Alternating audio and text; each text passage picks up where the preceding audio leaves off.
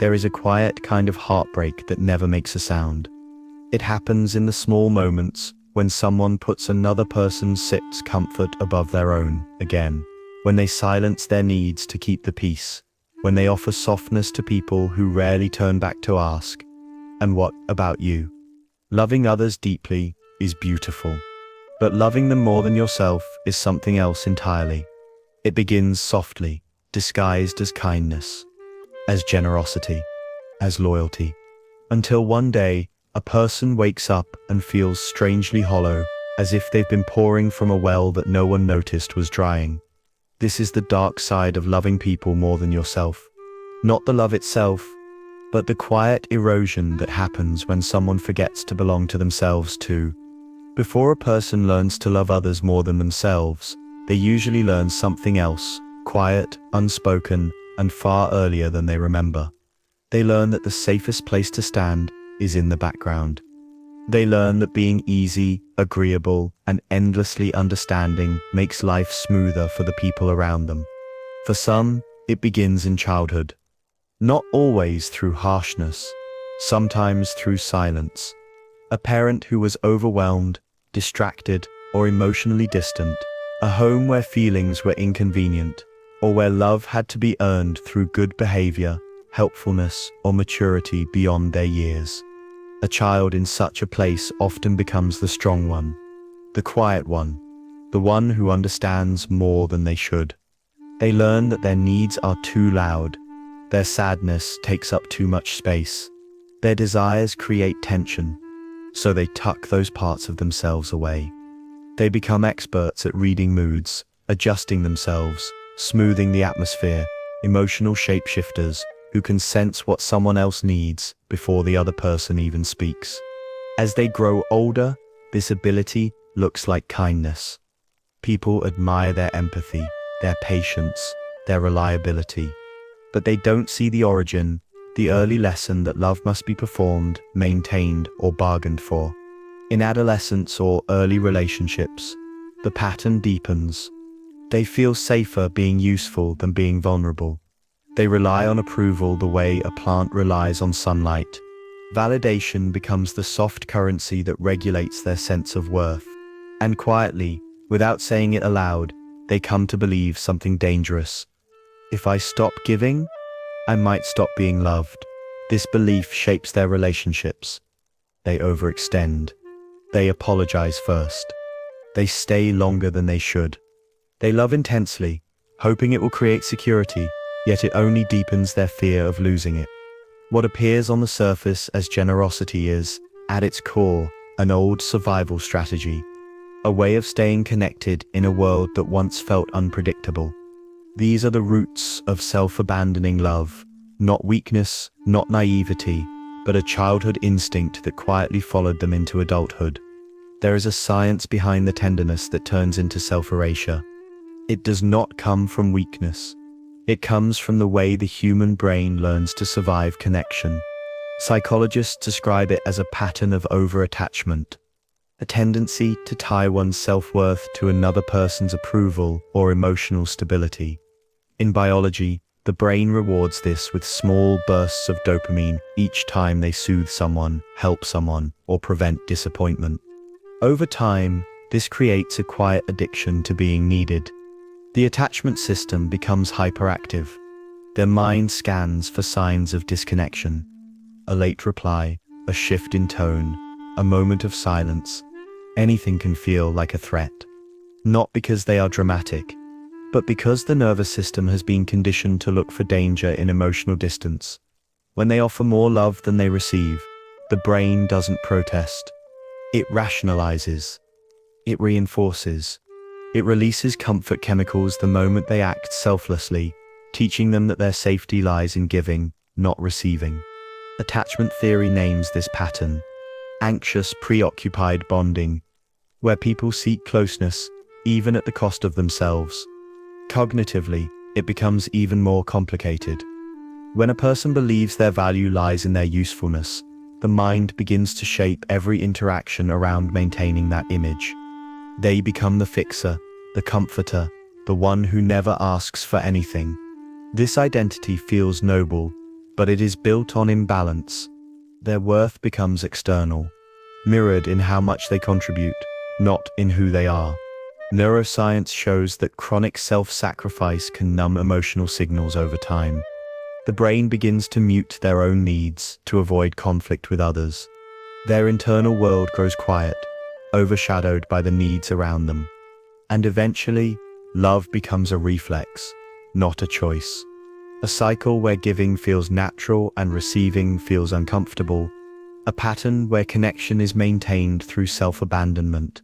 Understanding this doesn't make the pattern vanish, but it reveals something important. The dark side of loving others more than oneself is not a moral failure. It is an emotional imprint, a learned survival map that the heart followed long before it knew any other path. Inside a person who loves others more than themselves, there is always a quiet battle, not dramatic, not explosive, just constant. One part of them longs to be seen, to be cared for, remembered, chosen. This part whispers softly, asking for rest, asking for reciprocity, asking for tenderness that doesn't have to be earned. But another part silences it. A deeper, older voice, built from years of survival. A voice that says, "Don't sit ask for too much. Don't sit risk disappointing anyone. Don't start become a burden." This conflict creates a slow internal friction. On the outside, they appear calm, helpful, endlessly giving. But on the inside, their emotions stretch thin, pulled between the desire to belong and the fear of being unwanted. They feel guilty for wanting more, guilty for needing rest, guilty for feeling hurt.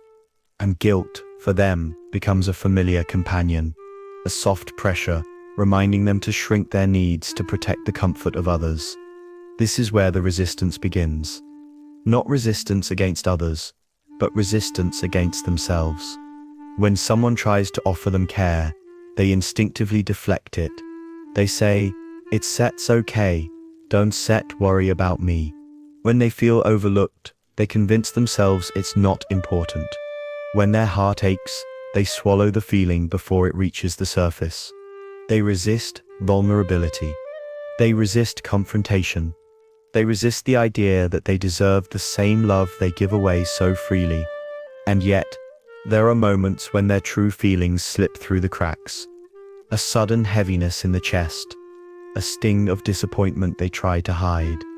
A longing so familiar, it almost feels like a memory. This conflict never screams. It hums quietly beneath their life, shaping their choices, pulling them back each time they try to step toward their own needs.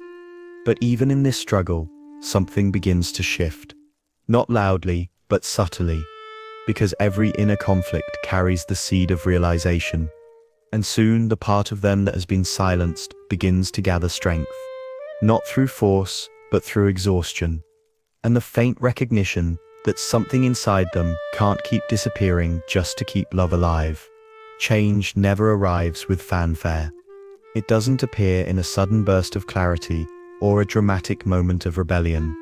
For most people who have spent their lives loving others more than themselves, the turning point is gentle, almost fragile.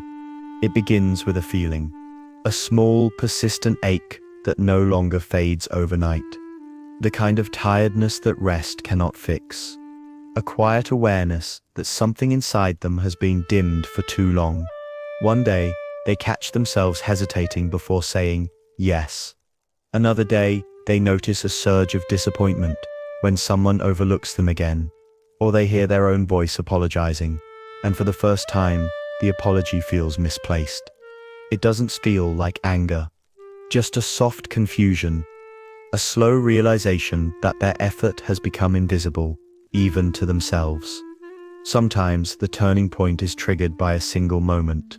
Watching someone take their kindness for granted, hearing a dismissive reply, or sitting alone after giving too much. They don't break. They simply pause. And in that pause, a question rises that had never been allowed to live before. When did I learn to ask for so little? It is a tender question, a vulnerable one, but it creates the first crack in the pattern. they begin observing things they once ignored. How they rush to comfort others, but feel strange asking for comfort in return. How they fear conflict more than loneliness. How their love has become a way to stay needed, not nourished. This awareness is not liberation. Not yet. It is the beginning of an inward shift. A moment when they finally see their reflection without the roles, the obligations, the expectations. A moment when they recognize the emptiness they've been carrying like an unspoken truth. From this point forward, they cannot unsee it. The tenderness they give to others starts to feel like something they might need, too. Not in a dramatic, self-saving way, but in a soft, human sense. The turning point is simply this. The first flicker of understanding that loving others is not the problem. Forgetting themselves is. Healing rarely looks like triumph. Often, it begins in quiet, almost imperceptible shifts. Small decisions, soft refusals, tender moments of honesty with oneself. For someone who has spent years loving others more than themselves, the return to their own heart feels unfamiliar at first. There is a hesitancy, a gentle awkwardness, like meeting a part of themselves they had long forgotten. They start by noticing what brings them peace. Not what pleases others, not what keeps the room calm, but what genuinely softens their own chest. Maybe it sits silence. Maybe it sits a slow mourning. Maybe it's saying not right now without guilt. These moments don't solve everything, but they begin restoring a small sense of gravity, a reminder that their life too deserves to be centered. They also start to recognize the weight of their old habits, how they rush to fix things, how they shrink their emotions to protect others, how their body tightens when someone asks, "What do you want?" Instead of forcing change, they simply observe these patterns with gentleness. And in this non-judgmental noticing, something soft begins to grow. Self-compassion. Self-compassion does not demand transformation. It does not push or criticize. It simply creates space. Space for rest, space for grief, space for needs that were buried under years of overgiving. And slowly, they begin to offer themselves what they once reserved only for others: patience, understanding, forgiveness. Boundaries emerge, not as walls, but as quiet truths. The realization that their heart can no longer carry everything. They learn to step back without disappearing, to care without collapsing, to love without losing themselves. This return to self is gentle, often imperfect. There are days when the old patterns feel loud again, days when guilt returns, days when they slip back into the old rhythm of self-abandonment. But even then, something has changed. There is now an inner voice, soft, steady, and newly awake, that reminds them of the life inside them, the needs they are allowed to honor, the love they are finally learning to save for themselves. Healing is not a destination. It is a homecoming. One quiet step at a time. In the end, healing doesn't erase the past. It simply helps a person look at it with gentler eyes. Those who once loved others more than themselves don't suddenly stop caring.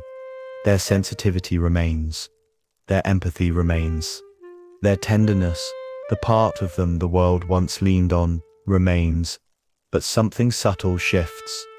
Their love, once scattered outward without limit, begins to settle into balance. It becomes quieter, steadier, less desperate for belonging. No longer a currency for connection, but a natural expression of who they are. Saying goodbye to old patterns is not a moment of triumph. It is a soft release, an exhale after years of holding their breath. They start to understand that self-abandonment was never love, just a misunderstanding of what love required. They see how much energy they spent trying to earn what should have been freely given. They feel the sadness of it, but also the clarity. They begin to notice the difference between people who appreciate them and people who only appreciate what they provide. And without anger, without blame, without dramatic exits, they slowly drift away from the spaces that drain them. Not out of bitterness, but out of alignment, a quiet choosing of themselves. Closure comes in soft ways, a moment of peace during a silent evening, the ease of saying no without trembling, the stillness of realizing that their worth does not depend on how much they give. They do not become colder. They do not become distant. They simply begin to love with a steadier hand, one that includes themselves in the circle of care. Some days they still feel the pull of the old pattern. Some days they catch themselves apologizing for needs that are perfectly human. But now there is awareness, and awareness is the beginning of freedom. In time, they grow into a love that doesn't demand their disappearance. A love that stands gently, firmly, without bending itself into exhaustion. This is the quiet victory. They remember themselves, not as an afterthought, but as someone worthy of the same tenderness they once offered the world without measure. And in that remembering, they finally come home.